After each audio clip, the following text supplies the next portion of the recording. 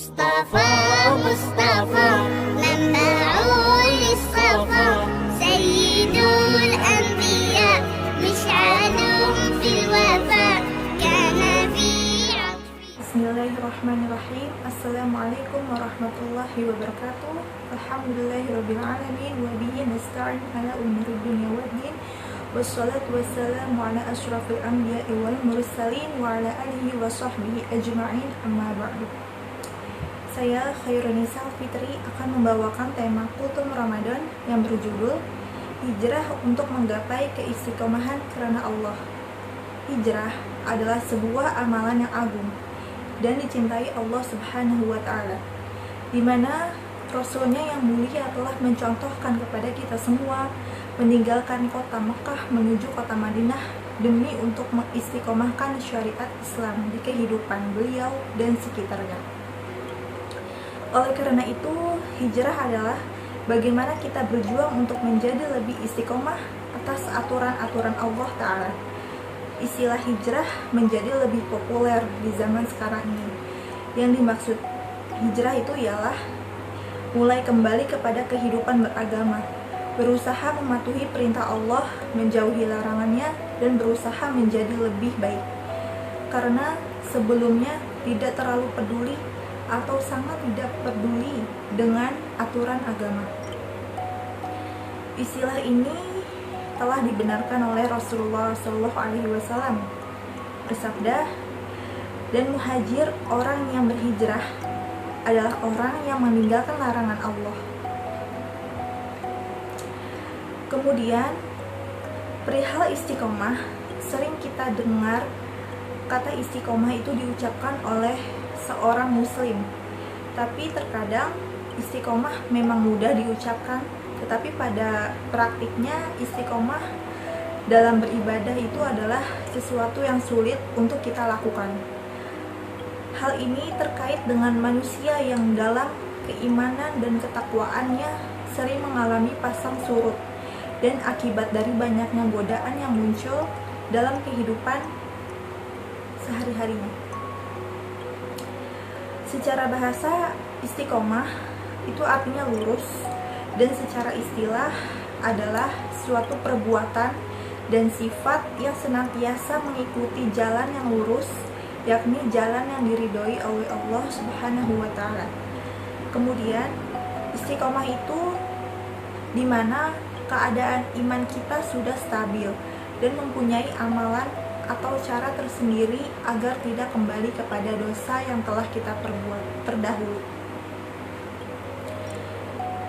Sesuai dengan firman Allah Subhanahu wa Ta'ala, maka tetaplah kamu pada jalan yang benar, sebagaimana diperintahkan kepadamu dan juga orang yang telah taubat beserta kamu, dan janganlah kamu melampaui batas.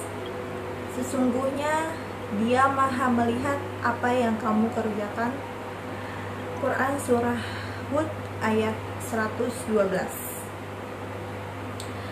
Kemudian ada beberapa poin agar hijrah kita tidak gagal dan istiqomah karena Allah. Jadi hijrah itu bukan karena terdensi dunia atau kepentingan dunia, tetapi ikhlas karena Allah Subhanahu wa Ta'ala. Seseorang akan mendapatkan sesuai dengan apa yang ia niatkannya, dan sesuatu dengan niat hijrahnya. Dalam hadis Arba'in An-Nawawi yang pertama, yaitu innamal a'malu binniyat wa innamal likulli imri'in ma nawa faman kanat hijratuhu ilallahi wa rasulih fahijratuhu ilallahi wa rasulih wa man kanat hijratuhu lidunya yusibuha aw imra'atin yankihuha fahijratuhu ila ma hajara ilaihi, yang artinya sesungguhnya setiap perbuatan itu tergantung niatnya, dan setiap orang akan mendapatkan apa yang ia niatkan. Maka barang siapa yang hijrahnya kepada Allah dan Rasulnya, maka hijrahnya itu kepada Allah dan Rasulnya. Dan barang siapa yang hijrahnya karena dunia dan seseorang yang ingin ia dapatkan atau wanita yang ingin ia nikahi, maka hijrahnya itu karena apa yang ia inginkan itu. Kemudian kita harus tetap meluruskan niat ketika kita telah berhijrah agar tetap istiqomah. Karena yang namanya hati sering berubah-ubah dan mudah berubah niatnya. Niat dan ikhlas itu karena perkara yang berat untuk dijaga agar istiqomah dan sangat membutuhkan pertolongan Allah Subhanahu wa ta'ala. Sufyan Ats-Tsauri rahimahullah berkata, "Tidaklah aku berusaha untuk mengobati sesuatu yang lebih berat daripada meluruskan niatku, karena niat itu senantiasa berbolak-balik."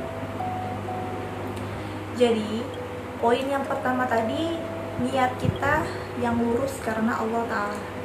Niat hijrah kita harus niat karena Allah Ta'ala, bukan karena niat ingin meraih dunia. Kemudian poin yang kedua, segera mencari lingkungan dan sahabat yang solih. Jadi ini adalah salah satu kunci utama sukses hijrah, yaitu memiliki teman dan sahabat yang membantu untuk dekat kepada Allah dan saling menasehati serta saling mengingatkan. Dan hendaknya kita selalu berkumpul bersama dengan sahabat yang solih, dengan yang baik akhlaknya. Jadi agama seseorang itu sebagaimana agama teman dan sahabatnya.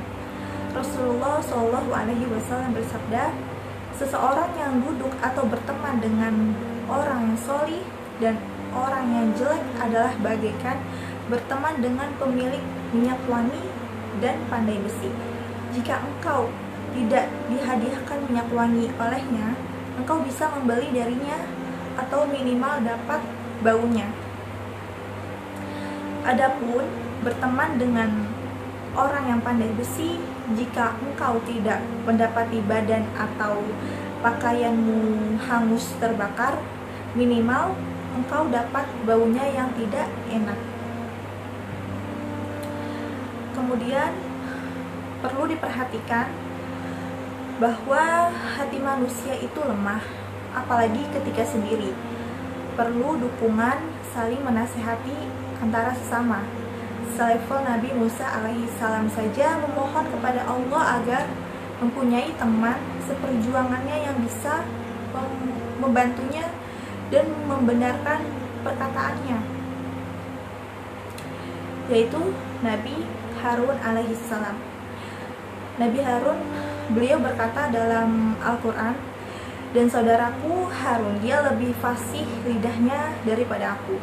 Maka utuslah dia bersamaku sebagai pembantuku untuk membenarkan perkataanku. Sesungguhnya aku khawatir mereka akan mendustakanku." Itu barusan Quran surah Al-Qasas ayat 34. Kemudian mereka yang gagal hijrah bisa jadi disebabkan karena masih sering berkumpul dengan sahabat dekat yang melanggar larangan Allah. Kemudian poin yang ketiga, menguatkan fondasi dasar tauhid dan akidah yang kuat dengan mengilmui dan memahami makna syahadat dengan baik dan benar. Syahadat adalah dasar dalam agama. Kalimat ini tidak sekedar diucapkan, akan tetapi kalimat ini mengandung makna yang sangat mendalam dan perlu dipelajari lebih mendalam lagi.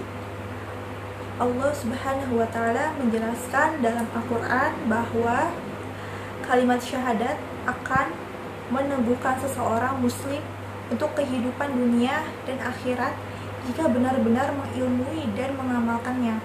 Allah Subhanahu wa ta'ala berfirman, Allah meneguhkan iman orang-orang yang beriman dengan ucapan yang teguh itu dalam kehidupan di dunia dan di akhirat, dan Allah menyesatkan orang-orang yang lain dan Allah memperbuat apa yang Dia kehendaki.